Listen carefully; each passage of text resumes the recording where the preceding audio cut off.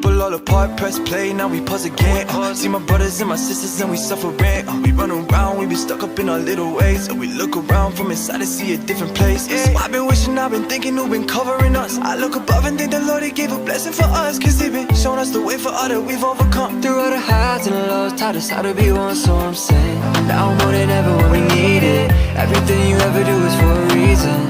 I can't really understand but I can see it. All I know is that it's something I believe in, yeah. It's been some hard weather.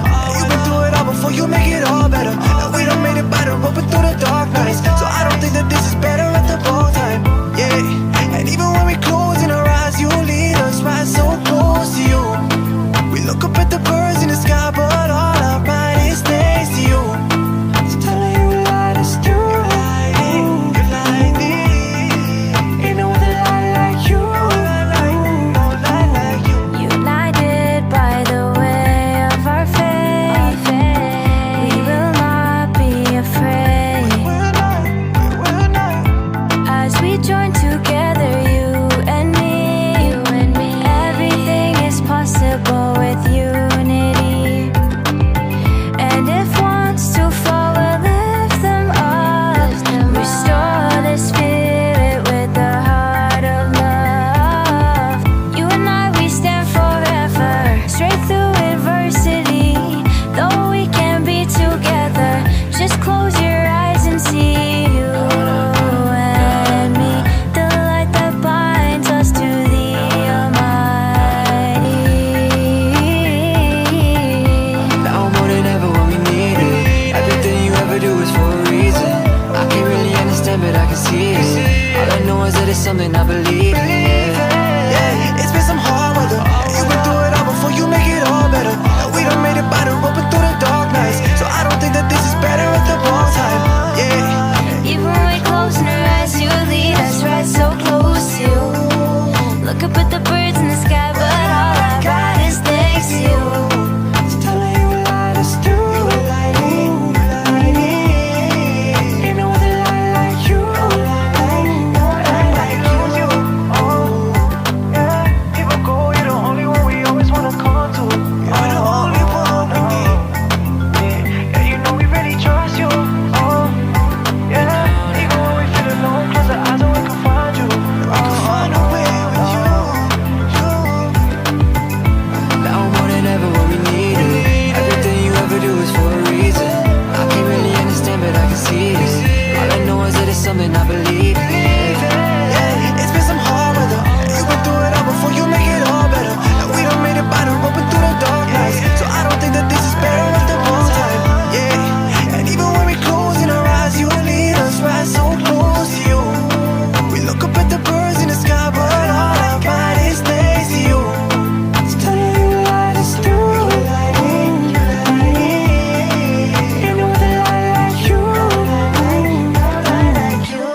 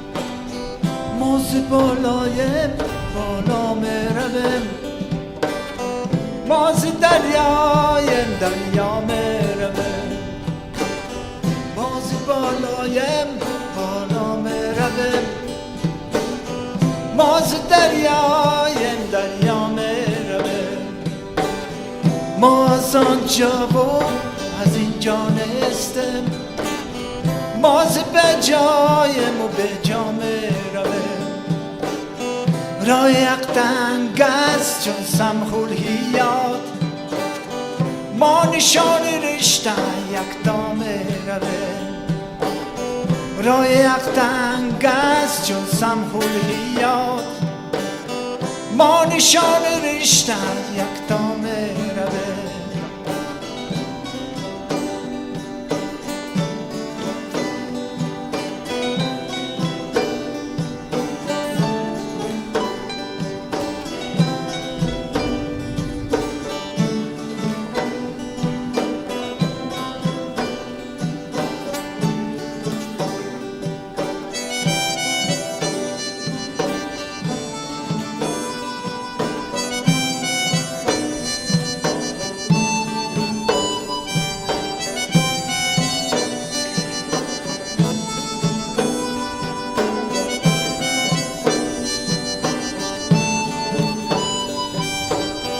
در زبان لا اله الا الله فرد جان لا اله الا الله در زبان لا اله الا الله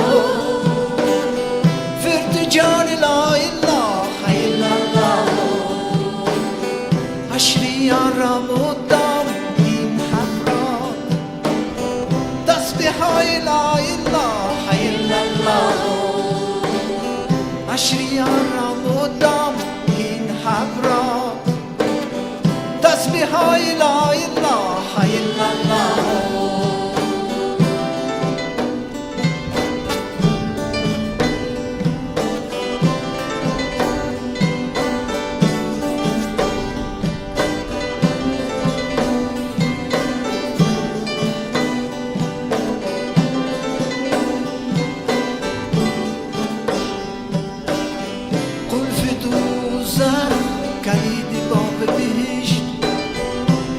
نشان لا اله الا الله قلف دوزن کلید باب بهشت این نشان لا اله الا الله جعفری مغفرت اگر خواهی رب خان لا اله الا الله جعفری مغفرت اگر خواهی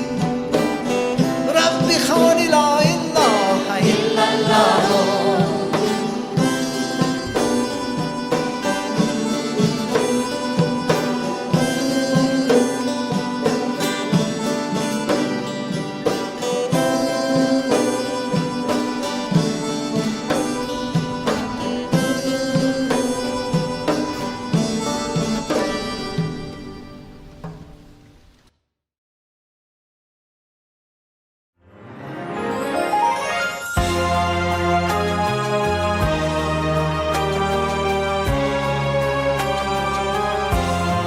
पे आती है दुआ बन के तमन्ना मेरी लब पे आती है दुआ बन के तमन्ना मेरी जिंदगी शम्मा की सूरत हो खुदाया मेरी जिंदगी शम्मा की सूरत हो खुदाया मेरी लब पे आती है दुआ बन के तमन्ना मेरी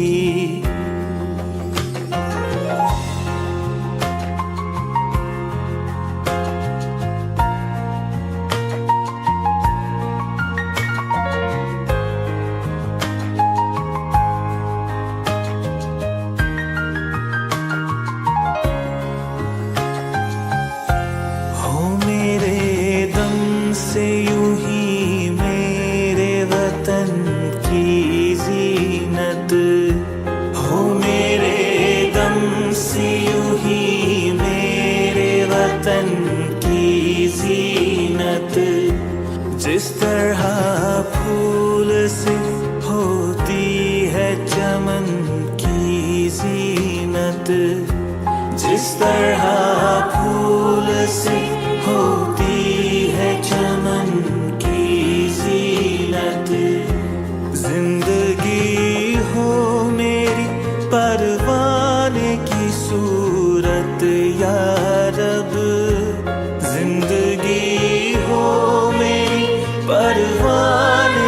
सूरत या रब इल्म की शम्मा से हो मुझको मोहब्बत या रब इल्म की शम्मा से हो मुझको मोहब्बत या रब हो मेरा काम गरीबों की हिमायत करना हो मेरा काम गरीबों की हिमायत करना दर्दमंदों से ज़ईफ़ों से मोहब्बत करना दर्दमंदों से ज़ईफ़ों से मोहब्बत करना मेरे अल्लाह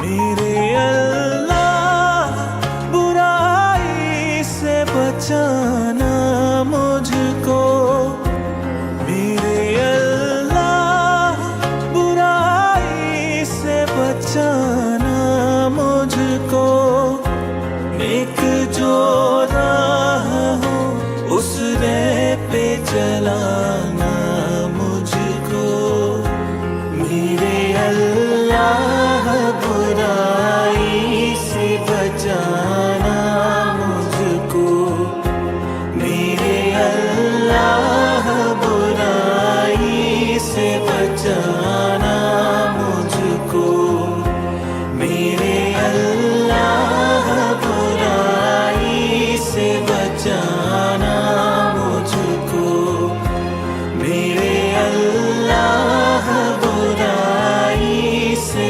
बचाना मुझको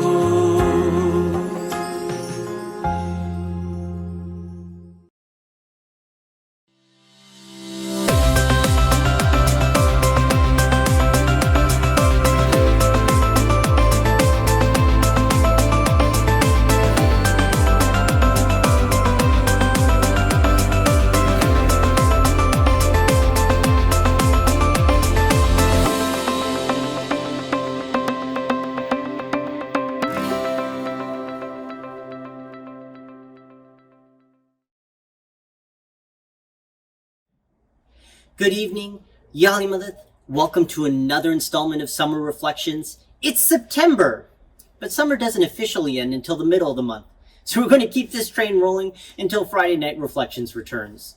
I'm Jahangir Valiani, and I'm joining you from sunny Saskatoon, Saskatchewan. Try saying that 3 times fast. Tonight marks the beginning of the last long weekend of summer, so as we get ready to send our kids back to school, we thought it would be good to reflect on the role of faith in learning. So we're going to revisit an Ismaili Centre lecture presented by Professor Santa Ono, the president of the University of British Columbia, entitled Faith in the Academy. Professor Ono was installed as the president and vice-chancellor of UBC in 2016. He serves as the chair of the U15 group of universities, on the board of directors of Universities Canada, as well as the chief innovation advisor to the province of British Columbia, among numerous other roles. Prior to joining UBC, Professor Ono was the president of the University of Cincinnati and was named America's most notable university president in 2015 by Inside Higher Education. He is a molecular immunologist by training, educated at the University of Chicago and McGill University. He is a fellow of the American Association of the Advancement of Science, the Canadian Academy of Health Sciences, the National Academy of Inventors USA, and the Johns Hopkins Society of Scholars. After his presentation, Professor Ono will be joined by Professor Deborah MacLatchy, the president of Wilfrid Laurier University, for a conversation. I hope you enjoy the program. Now, this is a topic that I can tell you, as you heard from the introduction, I never really thought I'd be speaking about during my childhood or during my early career as a faculty member. But before I get started into the topic of today's conversation, I'm greatly honored to be invited to address you and to be at a second Ismaili Centre. I gave a talk similar to this in Vancouver, but on a different topic a couple of years ago. I want to thank you, President Kasim Laka, President Banji, and to the entire Ismaili Council for inviting me to give this talk and for such a warm welcome. It was really an eye-opening experience to walk around this second center that I've had a privilege of seeing, and also to go to the museum and to look at these beautiful grounds on 17 acres here in GTA. And for all of you who are attending here, those of you who are not part of the Ismaili Centre, thank you for coming out today to have this conversation. I hope that it will be a meaningful conversation for you, because I think that the questions of faith and science and our own lives are really central to things that we think about on a regular basis, each and every one of us, when we think about our identities. It was my absolute pleasure to tour the Ismaili Centre, the Aga Khan Museum, and the Aga Khan Park. The architecture of this building, of the museum, of the grounds, is extraordinary. And my father and brother and uncle and cousins, who are all mathematicians, I'm sure would be suitably impressed by the thought that's been put in the geometry and the meaning that you can find in every corner of this magnificent campus. And I think got just a surface view of what each of the different structures on the grounds and the buildings, what they mean, and it means a lot. And it has tremendous significance in terms of its location and direction, and really focus on a higher being, something which is central to my life and also central to this community, really being humble about who we are and the position that we play in this universe. And so for me, it's inspirational to come to Ismaili centers and to listen to the words of the Aga Khan himself, because they ring so true and they resonate so much with me. This center truly does provide a bridge to friendship and understanding for the wider community.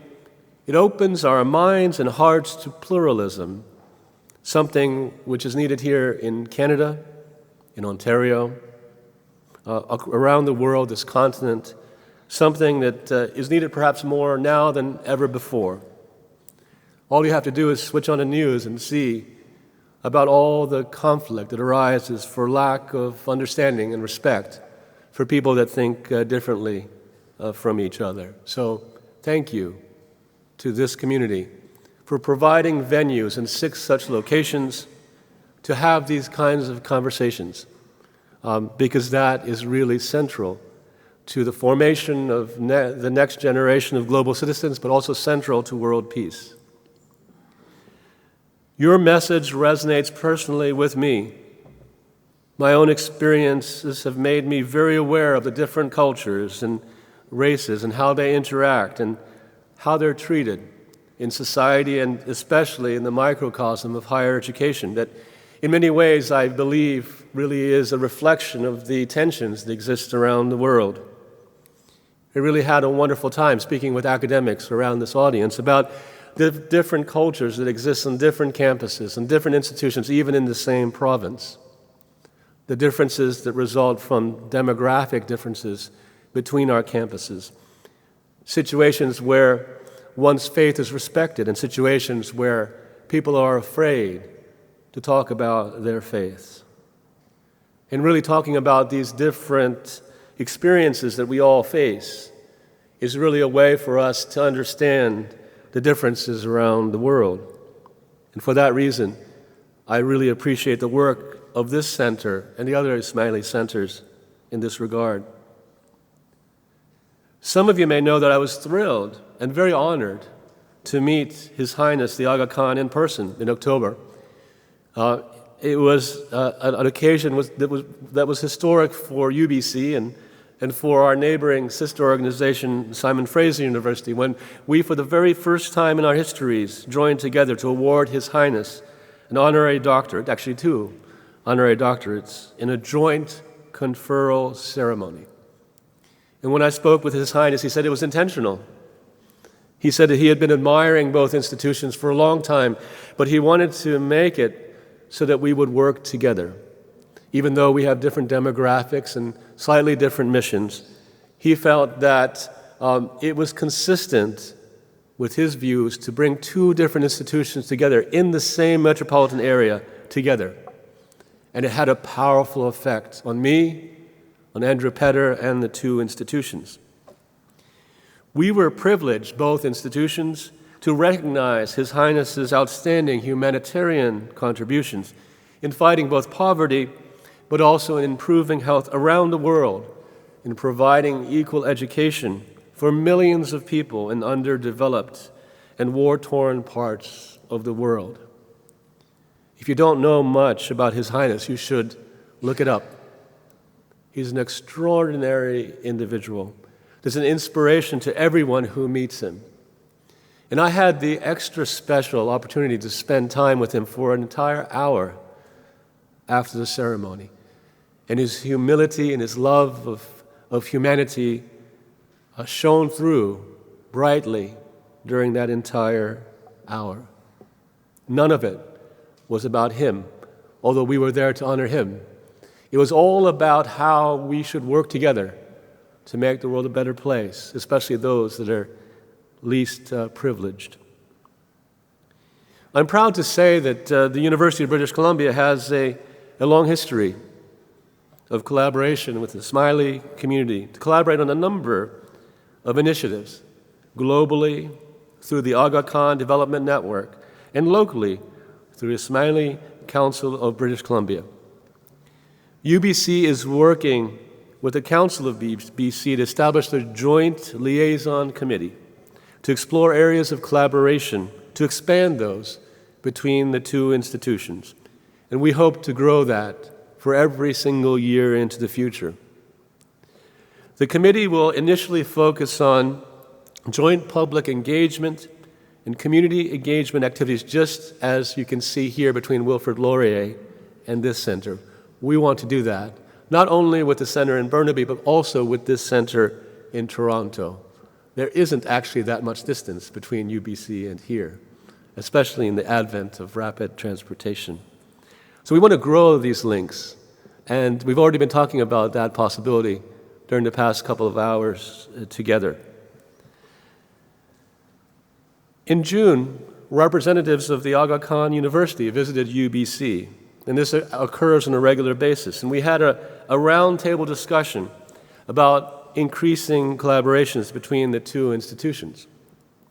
Just 2 years ago, we were honored to have the Prince Amin, brother of His Highness the Aga Khan, officially open an exhibit called Traces of Words, Art and Calligraphy from Asia, an exhibition at UBC's Museum of Anthropology, which in part featured the collections from the Aga Khan Museum in Toronto, and this is something that was attended by thousands of individuals from around the world.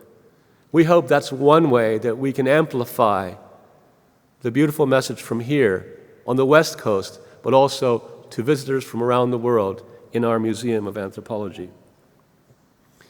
I'm also very proud as president of UBC to acknowledge a number of other people that are very important to our institution. Khalil Sharif, the CEO of the Aga Khan Foundation of Canada, is a graduate of UBC, and we're very proud of him.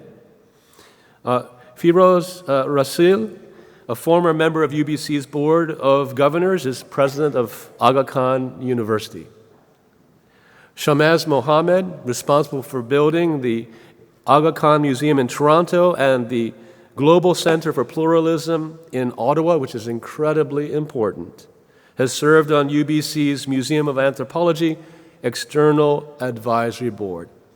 And you can see in that Global Centre for Pluralism in Ottawa that you can see the philosophy of this center amplifying in the nation's capital. And so we're very, very proud to have a link with Shamaz Mohammed.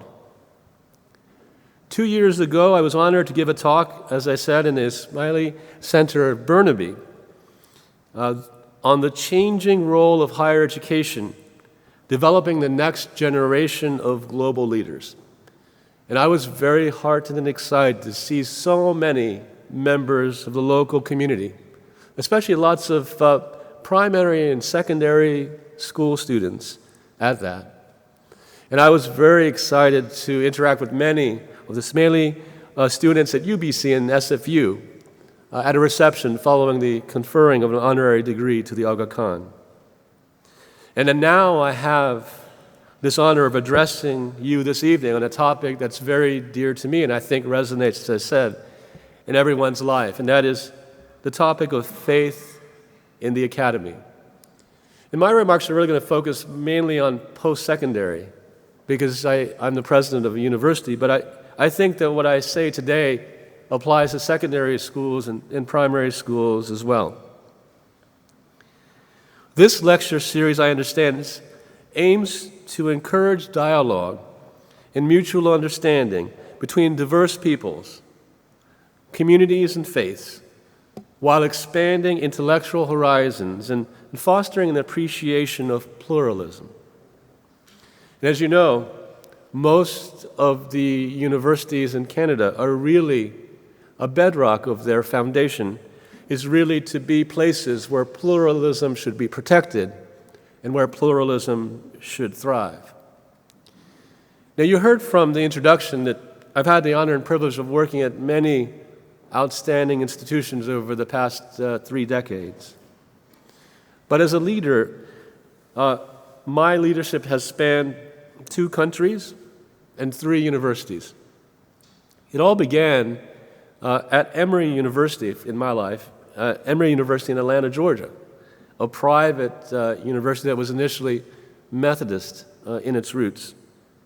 And then I moved to a public university, the University of Cincinnati, a rather large one with about 45,000 students in Cincinnati, Ohio. And now, as you've heard, the University of British Columbia in Canada with about 65,000 students and 16,900 faculty and staff. In many ways, people say it's a very large town or a small city. On the Vancouver campus during the day, there are about 80,000 people on that campus, and there are about 20,000 people in the campus in the Okanagan. So about 100,000 people come in and out of the university on the 2 campuses on a regular basis. 2 of the 3 institutions, as I said, are public, multi-faculty, large universities. Very international institutions with an incredibly diverse set of faculty, staff, and students, a diversity of cultures, of beliefs, backgrounds across the students, faculty, and staff. Emory is a little bit unique in that it is a moderate-sized private university in the United States. As I said early on, Methodist, and it's changed quite a bit over the years, and please take this humor as sort of local humor, but students at Emory and some faculty refer to Emory, which is spelled E-M-O-R-Y, it's changed quite a bit, as meaning early on Methodist, only recently Yiddish.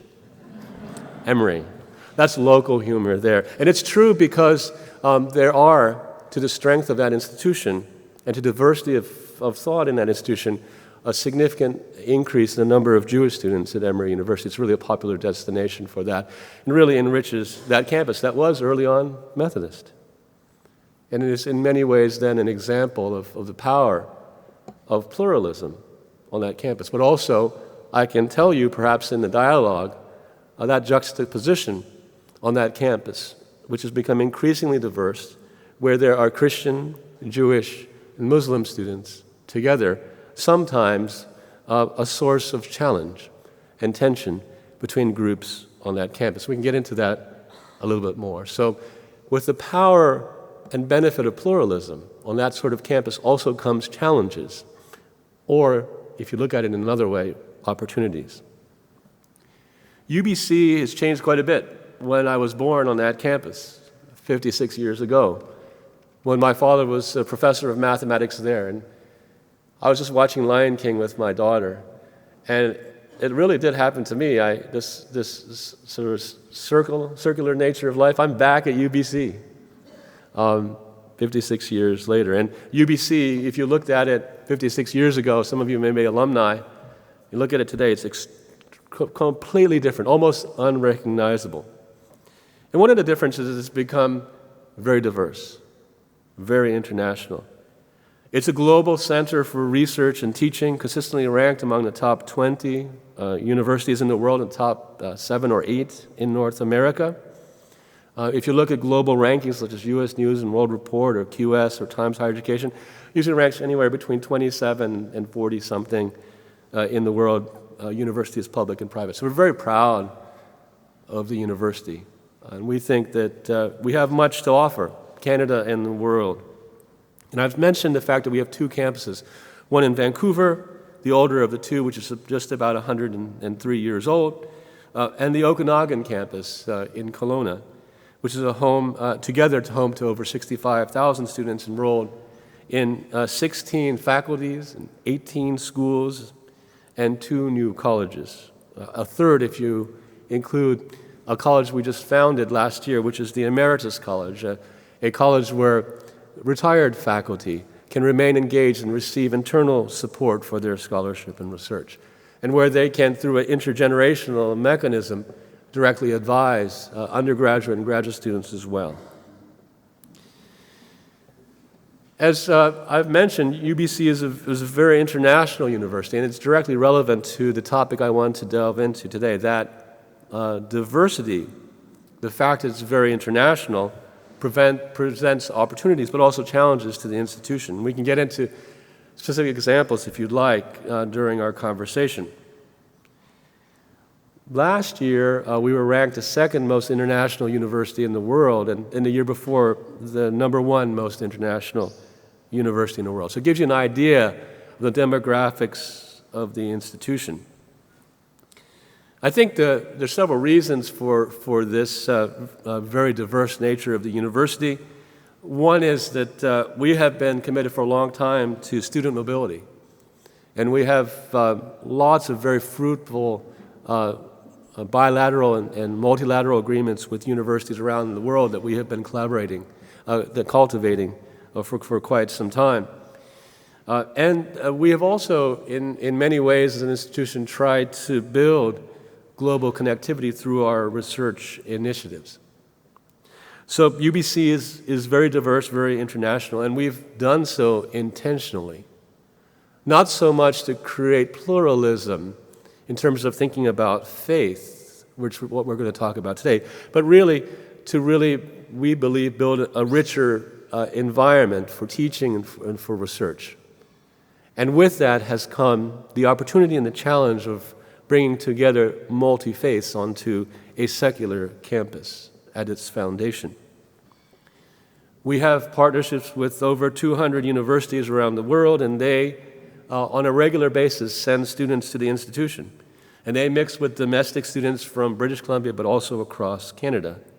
And our students, as is the case with many universities, reciprocally go to their institutions in different lands. And we do this intentionally.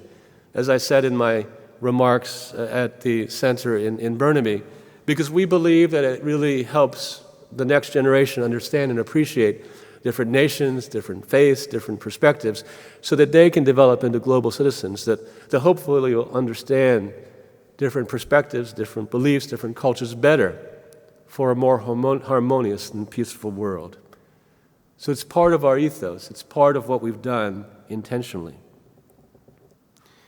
Now, leaving home to study in another country, students learn to appreciate different situations and people with respect to their differences and to treat different people with sensitivity.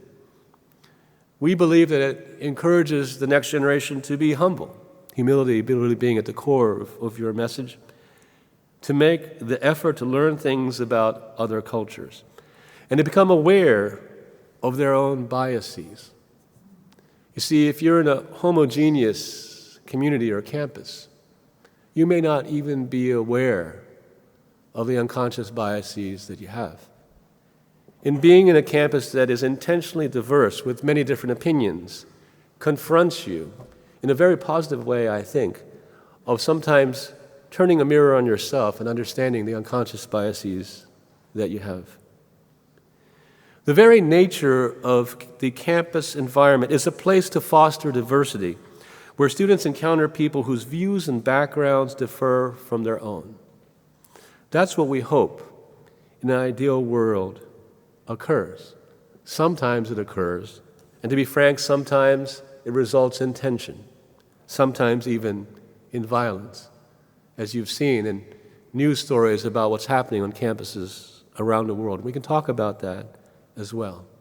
And it puts the university president in sometimes a very challenging situation, asking oneself, is this really this diverse, pluralistic community that we've created, is it really worth it when things become tough?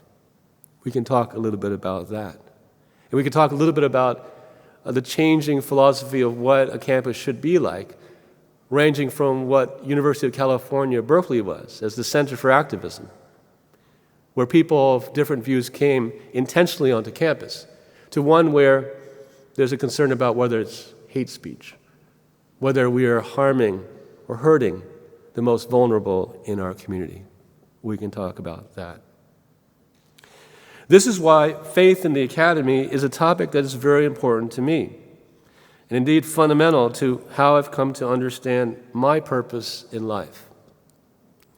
You see, you have to make a decision as a leader whether you want to be open about your faith. And it took me some time to really think about what I was going to do in terms of being obviously Christian. And I'll talk to you a little bit about the thought process that went into that and how it's gone since I've decided not to be a stealth Christian. We can talk about that. And this holds for any faith. In the academy, depending upon your institution, some may actually question your intellectual rigor if you have faith, especially if you're a faculty member in a STEM discipline. It might, in some cases, depending upon your actual department or the faculty members, may be used as a reason that individuals unconsciously or consciously aren't supportive of your promotion or tenure. We can talk about that. Well, I certainly didn't start out imagining that one day I'd be called a leader. I became an academic because of my natural curiosity and passion for science. I was a high school student in the recombinant DNA revolution. You could look at Time magazine or Life magazine, and you could see pictures of people like Dan Nathans and Hamilton Smith who were winning Nobel Prizes for discovering restriction enzymes and ushering in a whole new technology of biotechnology. It was the thing to do. Just like perhaps today, the thing to do is to be a neurobiologist. As I progressed in my academic career, I also began to assume administrative and leadership responsibilities, first at Emory University in Atlanta, and then the University of Cincinnati, and now at UBC, as you've heard. And I really thought about what kind of leader I wanted to be, in addition to whether I wanted to be a stealth Christian or whether I was comfortable in my own skin and talking about my faith. And I developed a kind of leadership style that resonates with me that really, I think, in many ways, is captured by your beliefs. My own leadership style is based upon a philosophy by Greenleaf called servant leadership. And the philosophy goes as this: a leader has to start from a position of humility, so almost the same starting point, and respect for others, everyone, regardless of their station in life. And to understand that there are all kinds of people that you work with or encounter, and that's especially true as a university president. You know, I truly believe that my calling is to serve every member of the community, from the first-year student to the most distinguished faculty member, from a member of the grounds crew to someone who is putting books away in our library. All of them make the university great, and my job is to serve them. The philosophy of servant leadership is that it doesn't mean that you don't, as a president or as a leader or a dean or a chairman, it's not that you don't have to make tough decisions. I do. Or that every now and then you have to assert yourself, because you do. But at the core is the foundation that in each of your interactions, even when you have to make those tough decisions, it has to start with civility and mutual respect.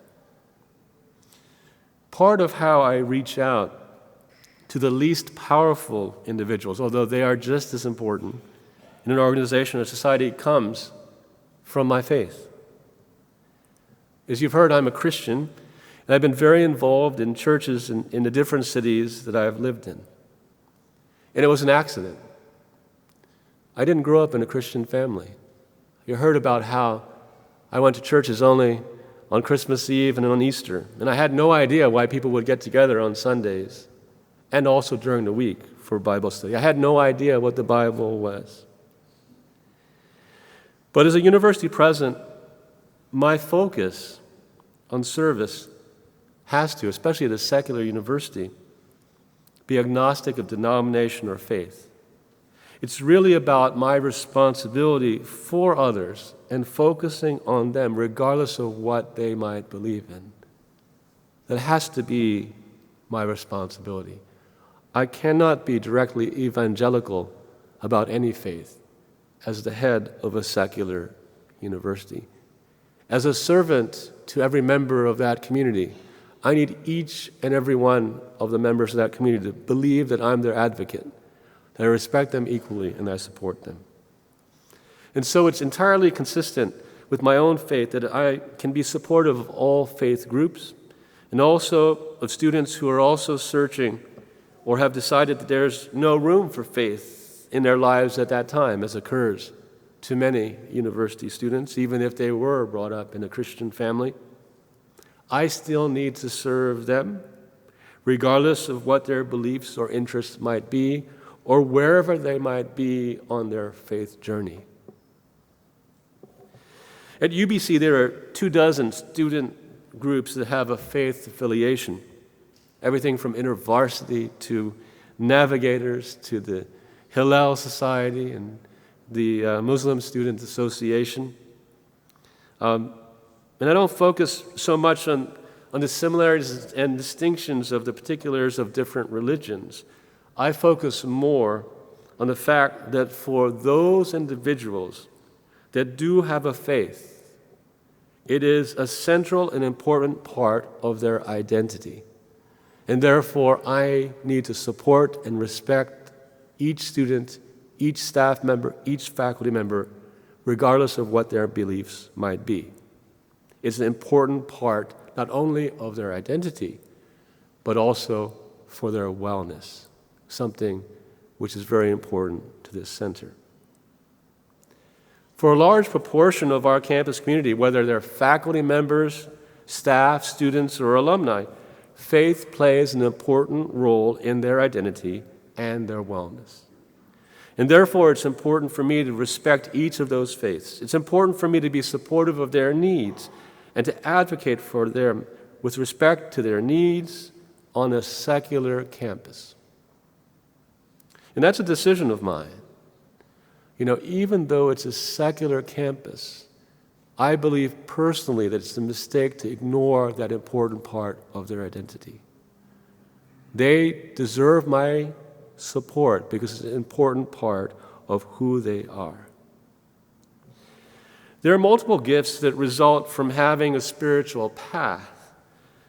My own faith keeps me, I think, anchored and keeps me focused on why I use my efforts to help individuals in the university community and beyond. To be frank, I can't imagine being me or doing my job without my faith. There are many lonely days, many difficult decisions that have to be made. You've read about them in the Globe and Mail. Were it not for my faith and for my belief in a larger purpose, there would be days that I would want to hang my towel up. That's how important faith is to me. Looking back, I started my own faith journey thinking that the only things that could be true are those things that could be proven. I grew up in a family that only went to church on Christmas Eve and on Easter Sunday. I didn't understand what was going on there and why it was so important to so many people around the world. And I, as you know, was born to a mathematician, and I am a research scientist, where we are taught in every one of our classes that things must be proven, things must be evidence-based. But to be honest, the deeper that I delved into experimental science, the more I appreciated that so much that exists in this world cannot be explained or proven. The more I, as a scientist, the more I believe in that. Not only did this realization open my mind, it was the pivotal force in my faith.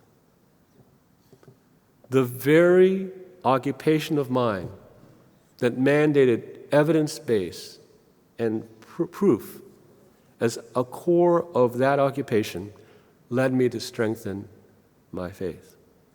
It's not just me. There are others that I'll mention, such as Francis Collins, a great geneticist that leads the National Institutes of Health and wrote a wonderful book that you might want to read called DNA, the Language of God.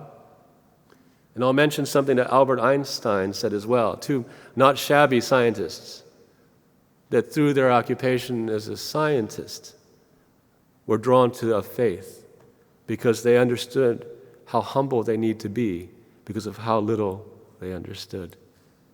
It's amazing. I didn't hear your introductory remarks, but it's amazing how much there's synergy between the words of the Aga Khan, His Holiness, and what I'm trying to say in a less eloquent way. See, my view of science changed when I became a Christian.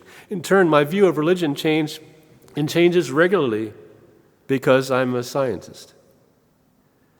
To give you an example, my faith influences how I think about data, how I think about potential flaws in data, and how I think we have to be very careful in how we interpret data as a scientist. You see, in trying to be a scientist for decades, I've learned to be more humble. I've learned that many things that we believe to be true at a given time, 5, 10, 15 years later, turn out not to be true. And I think that the fact that I have a faith has really made me a better scientist because it's made me more humble about the limitations of being human. So now, today, after decades of being a scientist and struggling with my faith, I don't feel a tension between a secular university and my faith as much.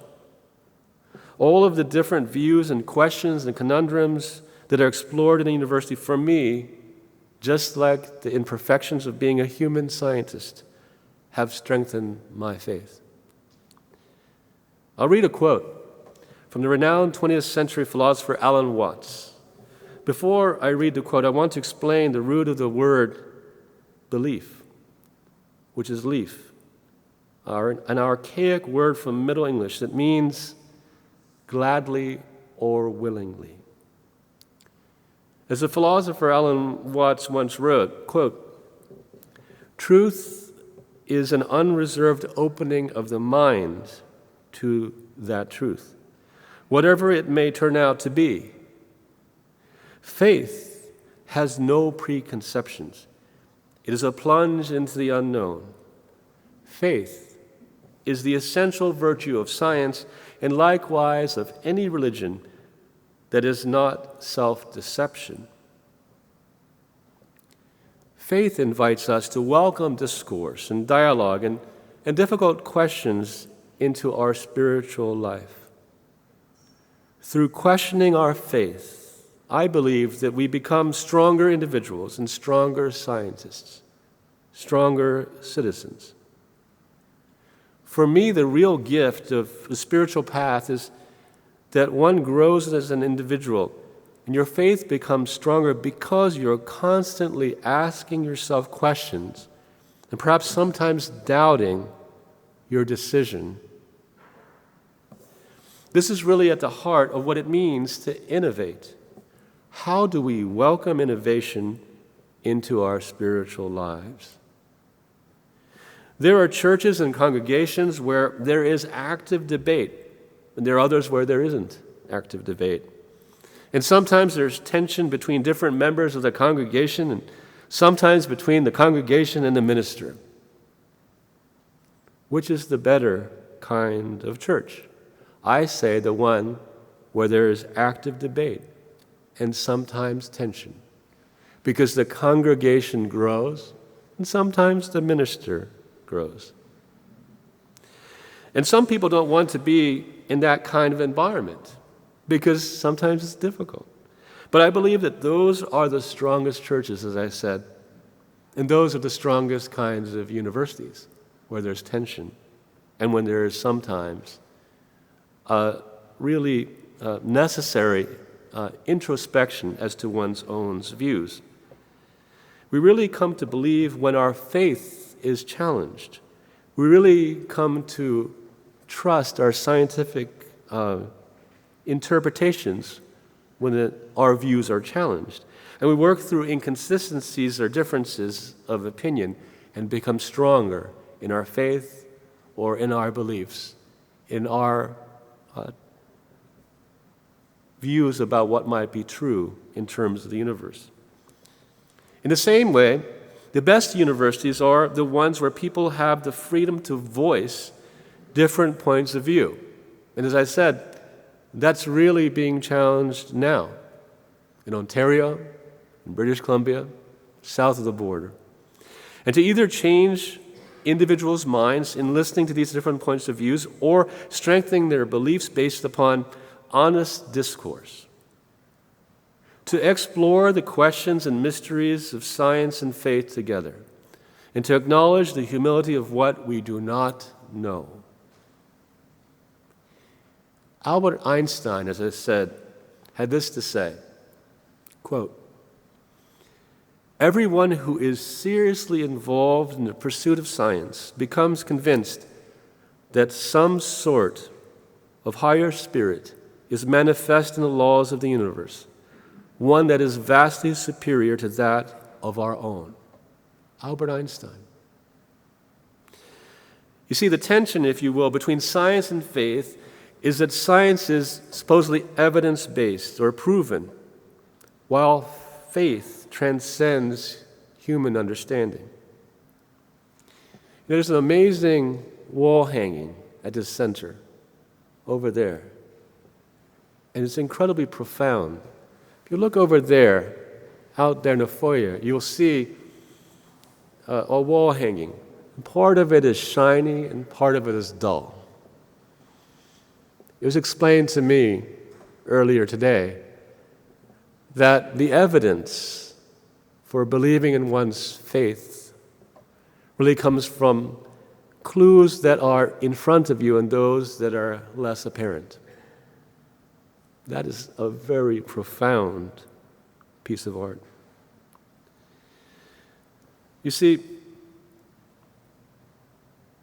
when we make a conscious decision to have faith in a particular religion, whether, as I said, it's based upon direct or indirect evidence, whether it's based on history or a foundational document, which is the case with many religions, all we're doing is taking that combination of clues, the history, the foundational document, the evidence that's around us, and taking a leap of faith, the very definition of the word. And if you think about it, that's what we're doing as a scientist. We're not exactly sure. We have some evidence. We have hypotheses. At the end of the day, when we write to paper, we're taking a leap of faith in taking that evidence that can be flawed because we're human, but because there are flaws that are introduced by the experimental system. In some ways, in a similar way, we are taking a leap of faith. So it's true for me as a scientist. It's also true for other scientists as well, as you heard in the words of Albert Einstein himself. I was trained as a scientist to prove everything, to only make pronouncements about something being true because there's empirical data that supports that view or that statement. However, one of the privileges of being a scientist is that you begin to understand the limitations of human consciousness and human conceptualization of things that transcend our ability to understand or explain or to prove. Just think about the cosmos, if you're an astrophysicist. Or think about, if you're like me, a molecular biologist, how many times you've been wrong or naive or you've been oversimplistic about how the cell works in a very, very focused question. For instance, in my research on how the eye works and how the immune system protects the eye and how sometimes that goes wrong in macular degeneration, some of the brightest people in the world that I know personally have spent decades, their entire life, trying to understand how these systems work. How does the eye work? How does the immune system work in health and disease? And the best of them admit that they only have a partial understanding or that they don't fully understand the most fundamental aspects of those systems, even after a lifetime of research. Much of how the immune system works has been discovered in my lifetime. Extraordinary, the progress that has been made. It's truly been remarkable witnessing this with a front row seat at some of the great institutions of the world. It's amazing, but also in too many people results in intellectual arrogance. That somehow we have created these remarkable systems, the nervous system, the immune system. But we're just spectators trying to figure out something well beyond us that we can't fully understand. I'm not downplaying the brilliance of these scientists. I'm not downplaying what's happened in these fields.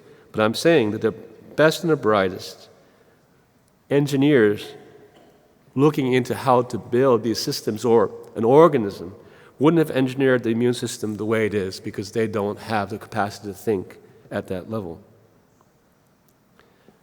As a scientist, the crux of my faith is learning firsthand that the tremendous diversity and complexity of biodiversity in the population or within a cell exists beyond the explanation of the brightest human beings. Any scientist that believes otherwise is being intellectually arrogant. As a university president, I feel my spiritual path and philosophy of servant leadership are both very supportive of faith and science coexisting at a modern secular university. A campus environment that fosters conversation about faith, identity, race, religion, politics, affords students, staff, and faculty opportunities to step out of their comfort zone and to grow intellectually, spiritually, and emotionally. Urban students, inner-city students, indigenous students, racial and ethnic minorities, rural students, immigrants, refugees, and students of any sexual orientation and gender identity all reflect the world that we live in, and we want them to develop their individual potential and to acquire the knowledge, skills, and abilities they need to contribute to society. This diversity is a fact of human experience, and campuses need to reflect the communities in which they serve. Indeed, diversity is essential to the role of universities in contributing to the betterment of society. I'd like to share some of the words His Highness the Aga Khan spoke in Toronto in 2016 on accepting the inaugural Adrian Clarkson Prize for Global Citizenship. Here is what His Highness said. Quote, "Perhaps the key to resolving the paradox of citizenship is to think about layers of overlapping identity. After all, one can honor a variety of loyalties to a faith, an ethnicity, a language, a nation, a city, a profession, a school, even to a sports team. One might share some of these identities with some people, other identities with others." He went on to say, "My own religious community identifies proudly as Ismaili Muslims with our specific interpretation of Islamic faith and history. but we also feel a sense of belonging with the whole of the Muslim world. Within the Ummah, the diversity of identities is immense, greater than most people realize. Differences based on language, on history, on nationhood, ethnicity, and a variety of local affiliations. But at the same time, I observe a growing sense within the Ummah of a meaningful global bond. When the question of human identity is seen in this context, then diversity itself can be seen as a powerful gift.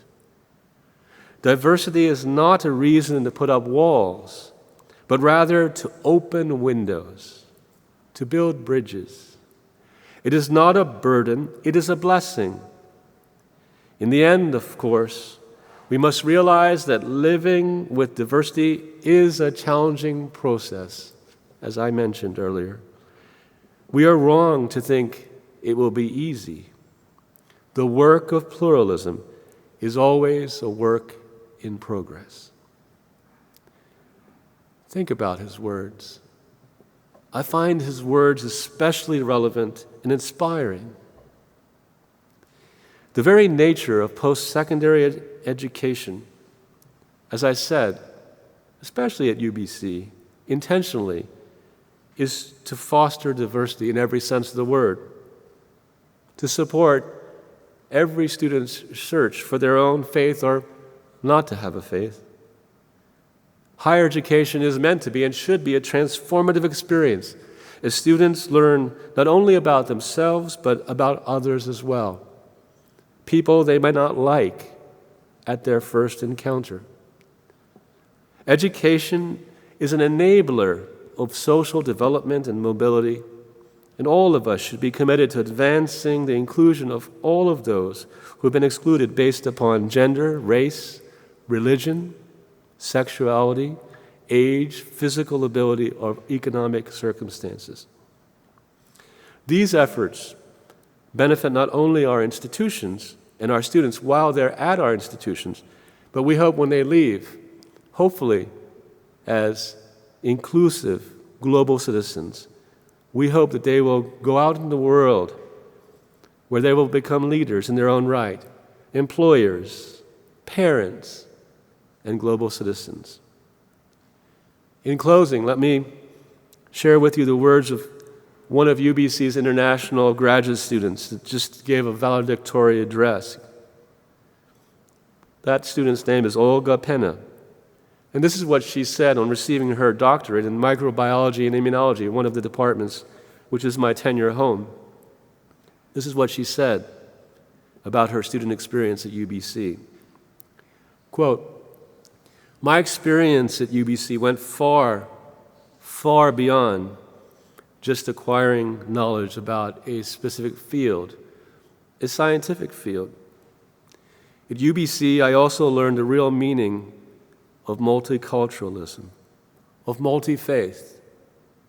By interacting with people from many different countries and cultures, I learned the meaning of international, of being part of a diverse community, by being engaged and engaging others in initiatives that can contribute to building a better world through dialogue, discourse, teaching, and learning. I learned the very meaning of sustainability, and not just the importance of environmental sustainability, but social sustainability, by applying these concepts into my everyday life. Most importantly, as an international student coming from a very small town called Chicurel, I also learned that I am not just a citizen of Colombia. And you, my fellow graduates, are not only citizens of Canada or Germany or the United States or China or Brazil, we are citizens of a world. I'd like to once again say how honored I have been to be here with you tonight.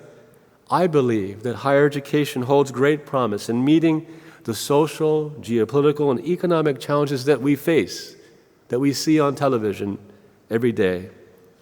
And we need to support all of our students, regardless of their faith, even though we lead secular institutions, because it is what will prepare them to be global citizens, because it is at the very core part of their identity, part of their wellness. Thank you very much. Well, thank you, Sandra, very much for that very engaging discussion. And I do have a few questions just to start us off, and then maybe we can see where those take us. So thank you very much. And perhaps maybe you could talk a little bit about in your early years at university, what it was like to be on your own but without a strong sense of faith, and how that sense of faith did come to you. I'm going to be honest, some people may know this story, and your opinion of me is going to drop very precipitously when I tell you that I was a very ordinary undergraduate at the University of Chicago. And just like a ship will actually toss all over a rough sea without an anchor, without my faith, that's what happened to me. I went to university a little bit too young. I was 17, but a very young 17. And I did things that young boys in universities do in excess. And to be frank, after my first semester, it wasn't clear that I would be able to continue at university. And so to answer your question about what it was like to be a young man without faith, I really felt that something was missing in my life. And the fact that I didn't have a spiritual anchor, I didn't really know where I was going. I didn't really know what my responsibilities as a developing adult were to the world. And so my first semester was not a very good one. On one of those evenings, your opinion of me is going to drop very quickly now. One of those evenings when I had a little bit too much to drink, the non-Kool-Aid variety, I almost fell out of a fourth floor window. I was very happy, and I was hanging out of a fourth floor window in my residence hall, and two people grabbed me and stopped me from falling to my death. And one of them was Steve Barry, the other was Scott King. They were Christians, and they went to different churches, but they were part of a student faith group called InterVarsity Christian Fellowship. And they felt that I was a lost sheep. And they brought me to church. They even drove me to their local suburban church to meet with their pastor, and brought me to small group and large group to start learning. They felt that there was something that I desperately needed to learn. They saw that I had no spiritual anchor. And I still didn't get it. But I remember the very first time I went into a place of worship. I don't really know what it was. Without understanding anything, I felt really moved. I honestly believe now that it was the Lord really touching me. Not an intellectual thing at all, but really something that I truly felt. It took some time. I would go to McGill, and I met my wife-to-be, Wendy Yip, and she was also a scientist, and she'd been going to church every Sunday, and I was really a difficult boyfriend. I was always not agreeing with her faith, because I thought that in science you always had to prove everything, and there had to be evidence for everything. And I didn't have the maturity to understand what that wall hanging really represents. That what's happening with what you learn about history and what you read in the Bible or the foundational document in your faith, that all of these are clues, some apparent, some less obvious, shiny and dull, which you have to integrate, each and every one of us, in taking that leap of faith towards faith or towards one's belief. And so it was a rough journey. I'm not alone in having that kind of a rough journey. My wife-to-be stood with me for some reason. We were almost married for 30 years. And because of her, she really helped guide me as well. And I also, I'm very fortunate to have had church leaders that were instrumental in putting me on the right track when I would fall off it many times. And one of them is actually here, Reverend David Danner, right there. Stand up, let's hear it for David Danner.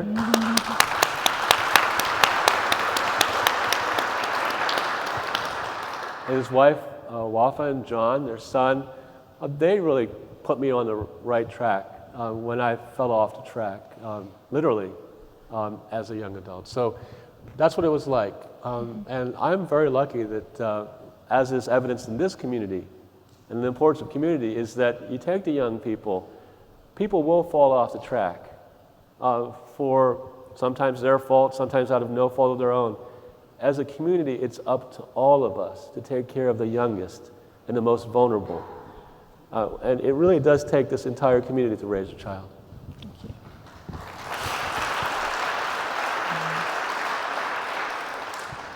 Well, just to feed off a little bit of that, you did speak about the importance of having your faith challenged. And can you share with us a time when your faith was challenged and how you addressed it? I'd say my faith, like anyone's faith, is challenged on a regular basis. You know, all of us in our jobs have difficult moments, and I'm sure you as president of Wilfrid Laurier have your difficult moments when you ask the question, why? You know, or you don't have faith in yourself, in your ability to deal with a challenging situation. And so in those moments where you ask yourself, well, you know, I guess a child would ask, why do bad things happen to good people? I'm not saying that I'm a good person, but why do bad things happen in general? And those moments, I think, are intentional. I think that I believe, this is a personal belief, that if life is too easy, then your faith is not well grounded. And you know, some of the people who know me know that in my life I've had some tremendous challenges. I had, as a new father, at the age of 39, I had a demyelinating disease where I was actually hospitalized for some period of time because my nervous system didn't work. And fortunately, I can see I'm perfectly fine now, but it took some time and took some systemic medication. That was a moment where my faith was challenged. But with the time that it took to get over that illness, it gave me time to really think, to read the Bible and to really think about the life of Jesus Christ in my case, that, to be frank, has strengthened my faith. So I think that these things happen for a reason, for a purpose.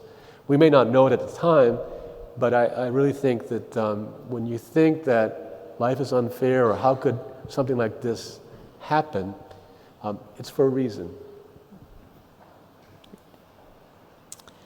On university campuses, we focus a lot on preparing students for the future. How do faith and religion fit into future readiness? Well, there's a number of ways in which faith fit into future readiness. One is at the individual level.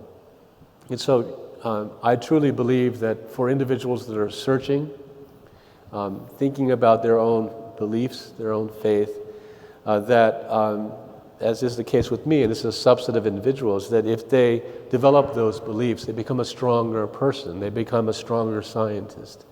And so I think part of the impact of faith is on the individual. And I think that's probably true for everyone in this room, is that if you develop that faith, that belief in a higher purpose, then you become a better person, a better human being and citizen. So part of it is on the individual level. At a secular university, we've discussed that it's a pluralistic community with different kinds of faiths. It's a multi-faith community, and also individuals that have no faith.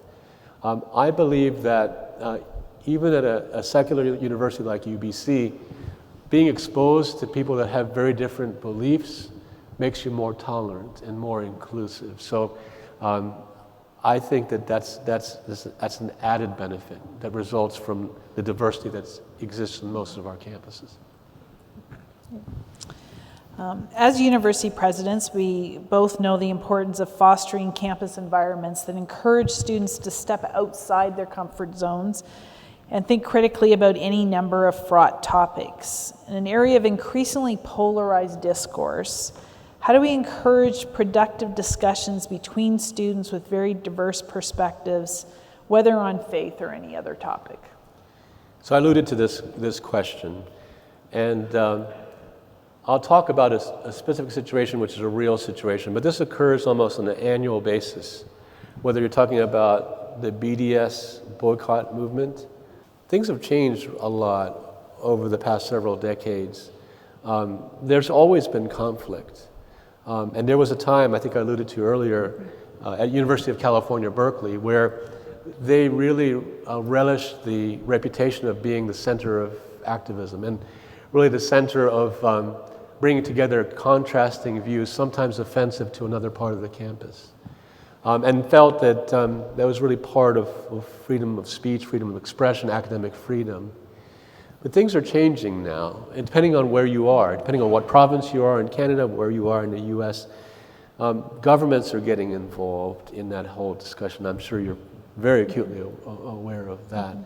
There are different institutions with very different opinions. The University of Chicago, my alma mater, has a very firm view that's been adopted by many institutions that all conversations, all perspectives, no matter how offensive, need to occur, especially on university campuses, because that's how you can learn about the diversity of opinions in the world and how you can challenge your own beliefs. So that's sort of a one perspective and the bedrock of many universities around the world. What we're experiencing now is that this line between freedom of speech and hate speech is very blurry. And it's not a line that can be easily drawn. It's a line that most people don't want to draw because it's an impossible task. In those kinds of situations where maybe half of the population views perspective A and the other half believes perspective B, if you're the one drawing the line, whether you're a president or whether you're a board of trustees or whatever, you're going to get about half of the people upset with your decision, whether it is to let the conversation occur because you're really viewing literally freedom of expression, freedom of speech. Then you'll get people who are saying, that's very offensive, it's hurting me, you're not protecting me, and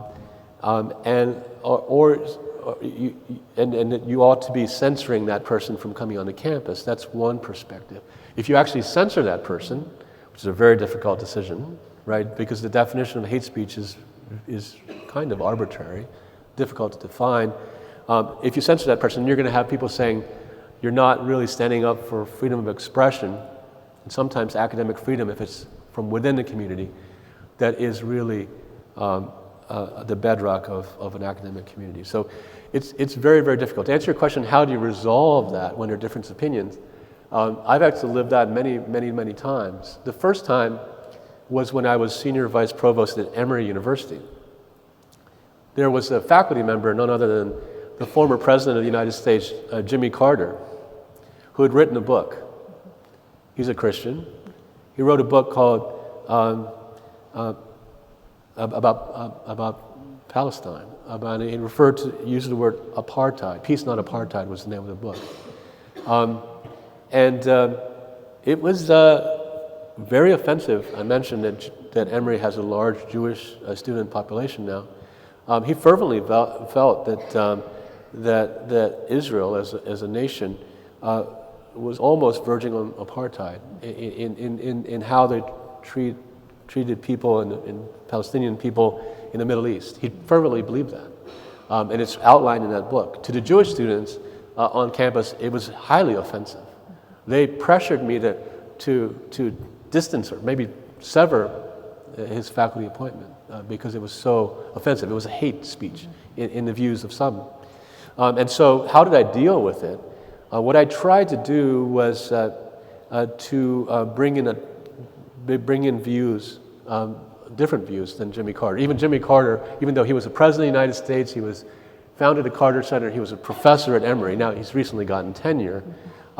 I believe that it's true that he had one perspective, even though he was the president of the United States, even though he was directly involved in governmental policy regarding Israel. I brought in other people that brought in the other perspective. And I think that's the right thing to do. It's not always easy, but a university that only allows one point of view and not the other isn't really espousing the power of diversity of thought and pluralism. So it's tough. There were times where during that situation and more recent situations at UBC or at Berkeley or University of Washington recently, there are times when you try to give equal time to opposing points of view where it actually exacerbates the problem. And